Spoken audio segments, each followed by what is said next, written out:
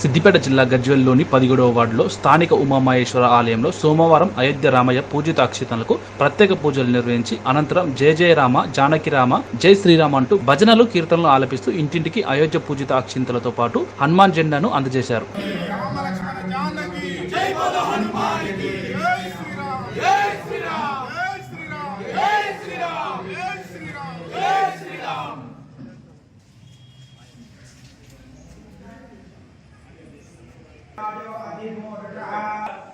మన దేవాలయంలో కూడా ప్రత్యేకమైన కార్యక్రమాలు నిర్వహించబడుతున్నాయి.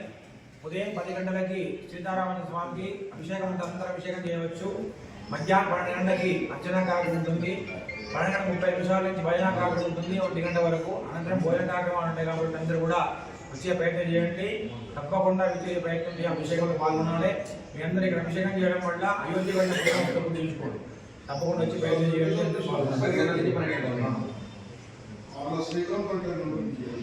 జై శ్రీరామ్ జై శ్రీరామ్ జై శ్రీరామ్ జై శ్రీరామ్ జై శ్రీరామ్. అర్థం చేసుకోండి. ఇక్కడ నడుస్తుంది చేసుకోండి.